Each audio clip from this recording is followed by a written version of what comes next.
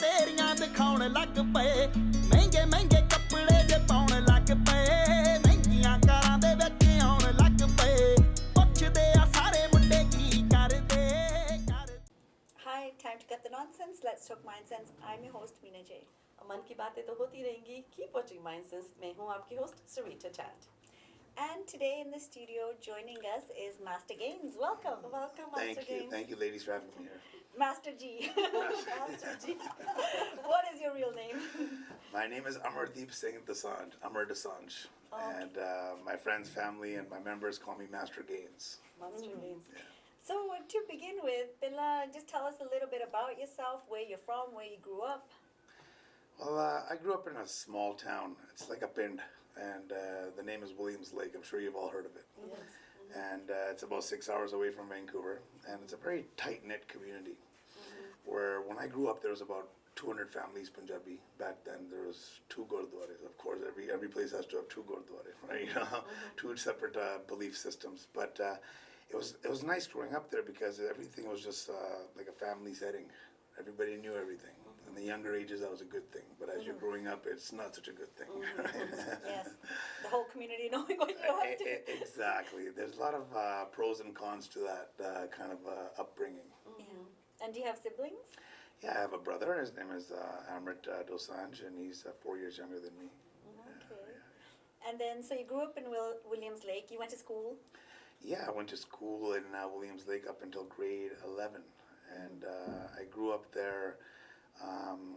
It was a athletic town where there was a lot of sports and competitions going on and big tournaments, and so growing up, I was very isolated, and my parents are from Amritari backgrounds. We were Amrit Shak as growing up as kids, and always in the Gurdwara involved. And as that started going into the junior high school years, and it's not really acceptable with the Gores and stuff, so there's a lot of racism that was involved. And Gore just weren't, Gore or other people in the town just wasn't aware of our culture that much. And so there was some bullying and stuff, and I naturally started to rebel grade 8, grade 9, and I started going down the other lane a little bit in my own town.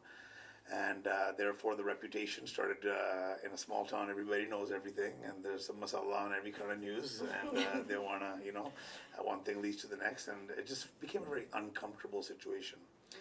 I started getting in trouble with the law. My first time I was in trouble with the law, I was 12 years old. And that's back in Williams Lake. Back in Williams Lake. So I started acting out for attention, and after I got in trouble with the law, my family was also from an athletic background. They started focusing my attention on exercise, because that way I can stay focused and not wander off and do negative things. So, and it worked. I started training. I started exercising at the age of 12 years old, and I just started doing it at a very high level. I started progressing really quickly, and it really quickly started building my mind a certain type of way at age of 12. So, at 12 years old, how did you get motivated to exercise? I know a lot of 12 years old, they'd rather not, right? Yeah. So how did you even come up with a routine? Was it easier because you were in a small town? So when I grew up and I was a little baby, my uncles were wrestlers. Oh, so you come from I watched them. I watched them, and I wanted to be them. And there was such love there, and all I wanted to do was just be like them. And then finally at 12, they said, "Okay, you want to be like us?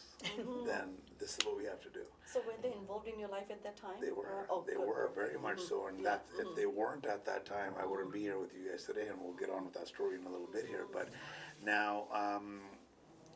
They came to me and started focusing my energy that way, and I just wanted to prove to them, I had a chip on my shoulder, that I can be like them, right? And having that sense, I needed a sense of belonging from a very young age. I noticed that it's been a common theme in my life since I was a kid, coming from a small town. You don't know where you fit in, right? And so I thought that was my place, and that's where I went. So age 12, 13, 14, 15, 3 full years in a row, just started eating and training at the next level. Body started to develop, the mind started to develop, and that was I'd overcome everything in that town that I could, and now I needed to move to the big city to keep progressing. Okay. So within the 3 years, so you said, What were some of the things you did? Like, you said you were progressing so much, and I'm thinking at 12, 13, 14, 15 years old, did you compete anywhere? Was there competitions in Williams Lake? Or? So so what we did was my parents, my family, they were big into kabaddi and wrestling. So they had big dreams of me being in kabaddi champion around the world. Okay. And so at 15, 16, I started playing an open kabaddi, which is unheard of for especially any kind of kids, but especially kids born over here in Canada. Right, and so they started taking me to compete with the elderly, 40 years old and the 45-year-olds, and my strength and my explosive power that they had built, I was like a science experiment to them, okay, and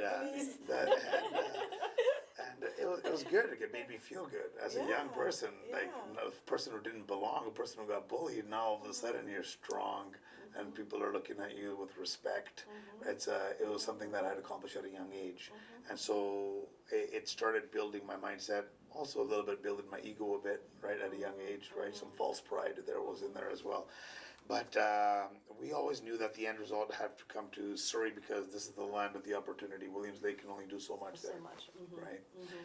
And so I stayed in grade 11. In my grade 11 year, they drove me to Surrey every weekend. 52 weekends in the year. Every weekend? 52 times we drove. Oh my God. Dedicated parents. So they were my big dad and big mom. So essentially, I'll go back a step. When my parents immigrated here from India, my dad is a single child, no brothers, no sisters, no parents. His parents passed away when he was 9 years old, so he came here with a bunch of cousins. And he and my mom, when they married, they lived in a basement. And small town philosophy, the open door basement, upstairs, downstairs, it's all one big family.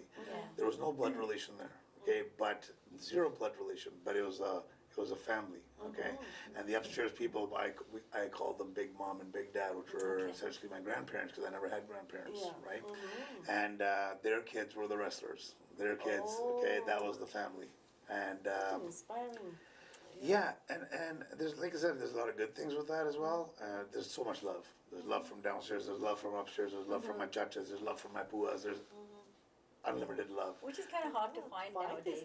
Very hard. It's hard to find within your own family when you have those, let alone that you have 100%. And that's the good side of it. But now there's a negative side because there's also two ways of thinking in the family, two belief systems. My parents were raised a certain type of way.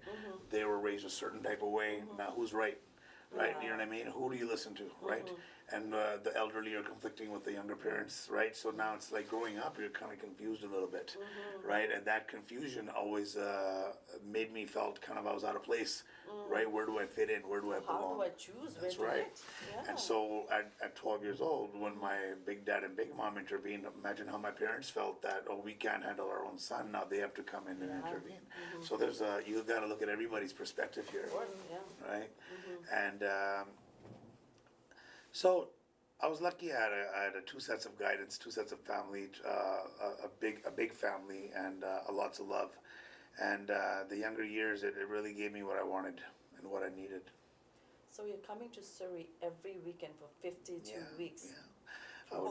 I would come, consecutive. Wow. eat, sleep, train, eat, sleep, train, eat, sleep, train, go right back. And they realized that, okay, this is your grade 11 year, now grade 12, we should just move you there now, right? And at this time, I still had my case, right? And Also, you were actually. I was from 4 years old, from grade 4 all the way to grade 11. Yeah. I had kept my case and everything that I needed to keep to be Amritari, right? Yeah.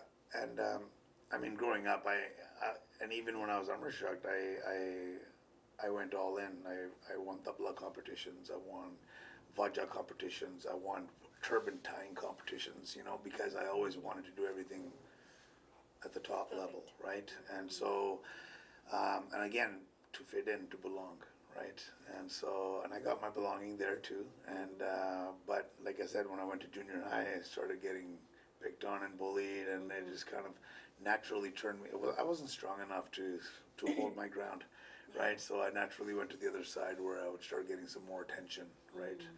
And so grade 11, at the end of grade 11, we decided I was kind of weaning away from the Amritari aspect of everything. You know, now I wanted to eat meat to grow.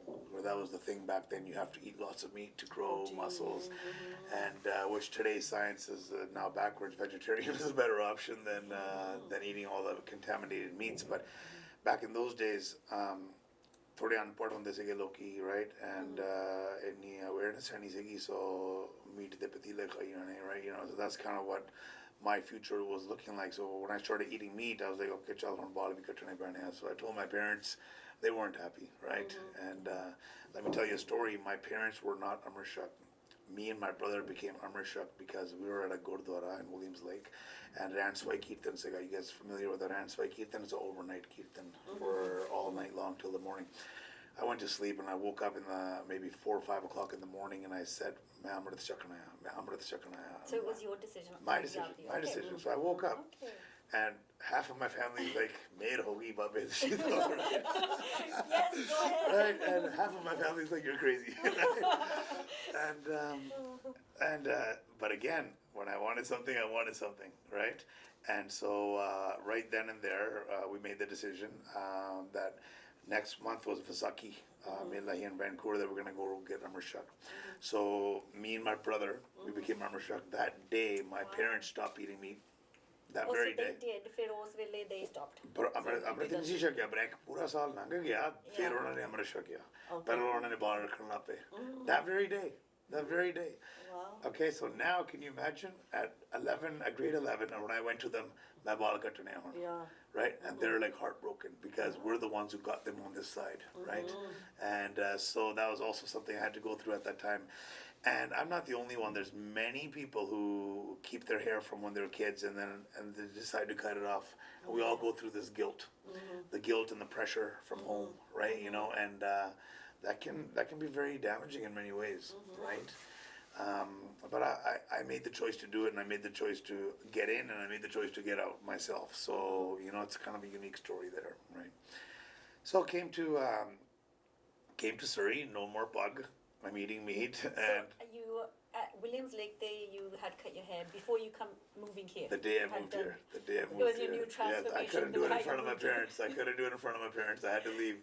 So now my chacha, my big dad, they became my legal guardians because I still wasn't 18 years old. Okay. Right, and so by then my chachas were older. They had moved to Surrey. Oh, so they Right, had moved to they already Singapore. had a house. They already had a wife and son, kids, right, young babies. So I moved into their house where I could eat, train, and just kind of fit in. And I joined a school nearby, which is Enver Creek. It's in Surrey, and I started to go to my grade 12 school, and on a very militant schedule. I would wake up at 4:30 in the morning, and I would have to go run 5 miles in the morning, right? I come back, I eat, eat a lot, then I have to walk to school. At lunchtime, I gotta walk home, I gotta eat again.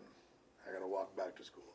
At 3:30, if I'm not home taking a nap, I'm gonna get shit there, right? You know what I mean? That's what it was, right? So your judges were rustlers, and I guess that's where that strict regiment That's of right. it, all That's that right. came Because in. they seen the potential. Yeah, They didn't yeah, just do yeah. all of this for nothing now because I had shown them signs that I Yeah. can be really great. I was doing things that even they couldn't do, right? So discipline is Right, so was huge, Yeah. and so 3:30 I come home, I have to nap, I have to wake up at 5 o'clock, and I have to train for 2 hours. The next day repeat, next day repeat, next day repeat. Kids at my school, they wouldn't even talk to me because they thought I was so much older than them. They were like, "How old are you supposed to be?" I was just big, right? And then finally a couple of weeks in, I started making friends and started hanging around with the cool people at school, and that's So you were where. in the cool crowd. No, I wasn't first. I wasn't But first. you got in there. Well, because I know how to belong and I know how to fit in, and you know, I can get my way into things, and so that's what I had to do to get into school. Because no matter how powerful and strong and good your body is, and how much potential you have, we need to fit in at school, and this all ties into why I like to create the awareness from these platforms, just like yourself for having me on here, is to show parents that when we're at school, we're not just there learning. You know, our parents are busy trying to provide everything for us that they never had, which is cool, right? But they're working 2 jobs. They've got these big mortgages. They have to go, and the kids were where school at school we have to fit in. We have to belong. They don't understand. We're not just there learning, right? We're learning a lot more than just books. And it's not just a babysitting place where okay they're safe. We're gonna see them after school. 8 hours a day. That's 40 hours a week we're spending at school with our peers. You know, and what goes on there dictates the kind of person that we become. And it happened to me. So as I started slowly getting out, and I started playing kabaddi at that time. Everybody thinks I'm going to be the next biggest thing, right? But I started more into the cool people side out at school and less of training. And my family started to notice that. So that's what I was going to ask you. So how, like, keeping up your motivation of being on such a strict regime. So I guess once you started kind of making more connections at school and getting interested in other things, that kind of came down. Yeah, so it's like from a guy's perspective, when we go to school, there's girls. There's and everybody wants to be the person that's wanted or fits into the nice circle. So you're always trying to do things that you're trying to do things outside of the person who you really are. You're trying to trying to impress people, and so it was a big trend back then. There's a lot of bad boys, right? And it was really appealing. Because flashy cars, right? Flashy clothes, right?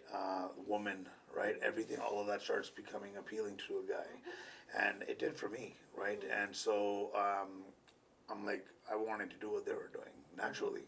And then, so I didn't just see the kids at my school. I seen the older people that they were hanging out with after schools, or come and drop them off at lunchtimes. These guys were gangsters, right? And at a young age, I'd never seen this before. I was talking about like our community, right? Our community, definitely our community.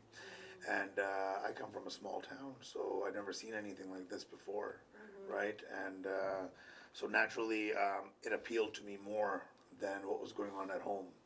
Right, it wasn't strong enough at home, even with all that discipline, all that structure. Right, at the end of the day, that was more appealing to me. Right. And I think you had already mentioned it, right? I think the choices we make, no matter what regimen people put you through and all those, it has to come from you. Has to come from you. At grade 4, you chose one path, and then grade 11 you changed that path, and so you had it in you. And the thing is, like you said, every choice you make, we have to pay for. Consequences for it. Or we get paid for it if it's a good choice. You know what I mean? Yeah. So it can be. I like that. Right. Whether you pay for it or get paid for it. Get paid from your choices. Either which way, I think pura karke jana padna apna, right? That's the way I look at it. Yeah. That's what I've learned in my life. So I just want to interrupt you for a second. So where was your brother?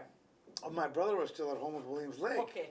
All the love is in him now. He's the, and naturally because I'm the kid that got away, right? But they still have him, and so I love that. And that's why my brother is such a great man today, because he stayed with my parents and he seen the things I was doing, and when he was able to not do that because he knew how much damage I caused, right? And I'm so grateful that one good thing came out of that, right? And so he's back home, and we're not as tight as close anymore, of course, because we're living 6 hours apart, and I'm doing my thing and he's doing his thing, and but the love is there, but it's not like a everyday thing, right?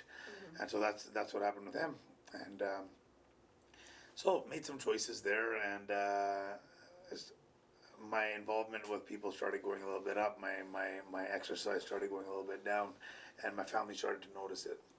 Did you know? So, ਜਦੋਂ like school ਜਾ ਕੇ you made friends, or friends ਤੁਹਾਡੇ, you started hanging out, you kind of knew what they were doing, or you found out ਕਿ ਕੀ ਕੰਮ ਕਰ ਰਹੇ, and the older people they were hanging out with, and did you think that maybe I shouldn't hang out with them, or Here's the thing. was just about being there? The thing is this. Now, when I grade 8, when I started to get bullied, right then and there, I went to the bad side and started hanging out with the people back then. And those people gave me comfort. They gave me a place of belonging. And so I knew how to get in with them already. I had a history, right?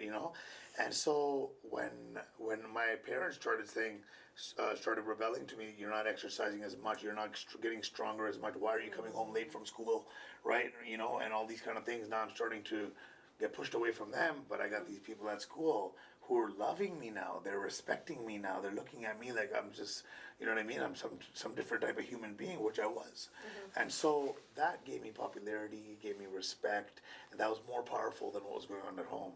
So therefore now, I could see the ones, not everybody was doing extracurricular stuff to make money and stuff, but I seen the ones that were. And naturally, their eye was on me and my eye was on them, right? And so we started connecting more, right? And I started hanging out with them more after schools, and I started missing my wrestling practices, right? I was still big, I was still trained hard, but not at the level my family wanted me to be, right? They wanted me to be the best in the world within 2 years. Right now I'm just a guy who looks big and powerful and strong, right? So it's a big difference there. So when like parents ਘਰਦਿਆਂ ਨੂੰ ਕਦ ਪਤਾ ਲੱਗਣ ਲੱਗਾ, when you were kind of right in there or right from the beginning? No, they started seeing the signs and of me hanging out with people. They'd drop me off, flashy cars dropping me off, right? And obviously, what are these guys doing, right? You know, and I'm on Friday, Saturday night. I'm late at parties. I'm going. I'm my friend at the birthday, John, right? And we would go and just. But they've been through. Remember, they're raised in Canada too, right? So they kind of know the system a little bit. And back to your question about did I know what they were doing? Did I get myself involved? Remember at grade 12, I got myself in trouble with the law already, right? I spent 1 week in a adult jail cell at 12 years old.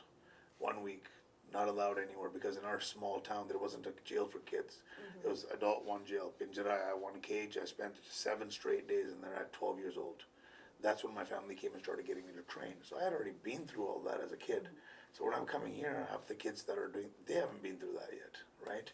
So you're tough coming in, and I'm thinking, because knowing, you know, your answer, and you have been, like you said, 7 years in jail at grade 12.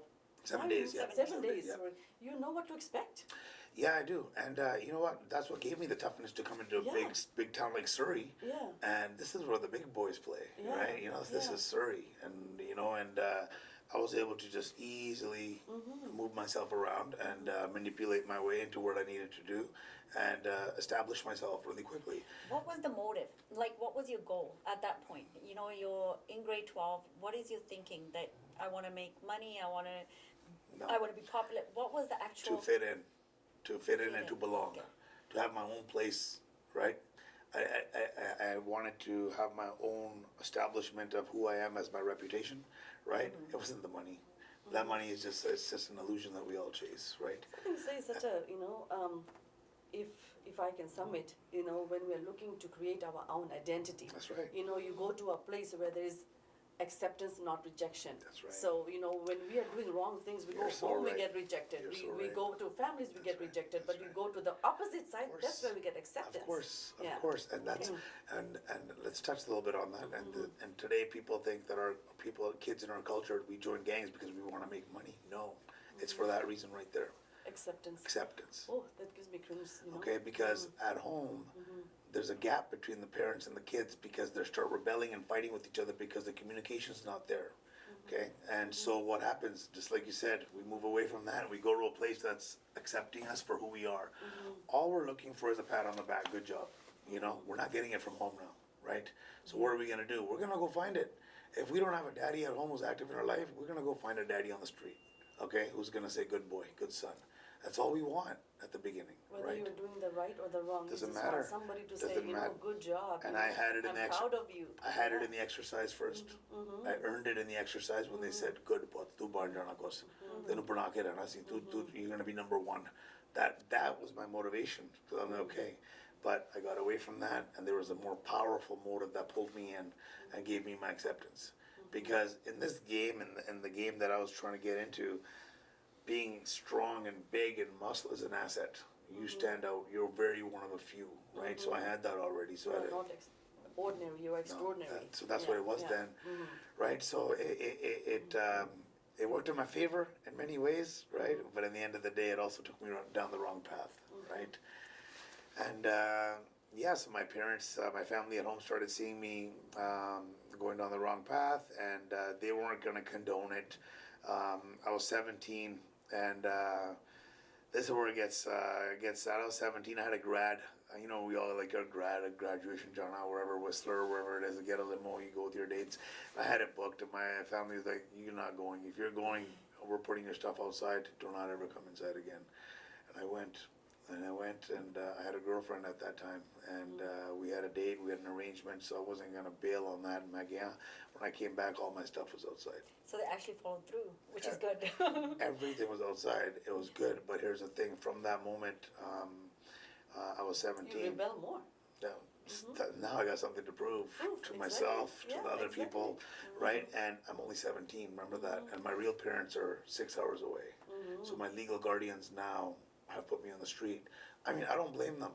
I don't blame them, right? But at that moment, at that time, I it did. made all the difference. I did. It did because well, now what happens? I have 50 people waiting to take me in. Did you expect that? What? That they would actually gonna do what they said? No, I was. And they thought I wouldn't expect it either. That's why they probably came through with it, right? But, and I thought I meant more to them, right? I thought there was more love there. I thought that even if I wasn't gonna excel at sports, there's still love there. They raised me as a baby, as a kid. Do you know what I mean? Was it all just for this moment to make me something? If I chose not to go down that path, am I gonna get kicked out? Is my own mother and father going to kick me out at 17 years old to a street full of gangsters, right? So these are things that are going in my head now. And now that love for me is turning to resentment. Resentment, you kick me out, I'm going to show you. You kick me out, I'm going to show you.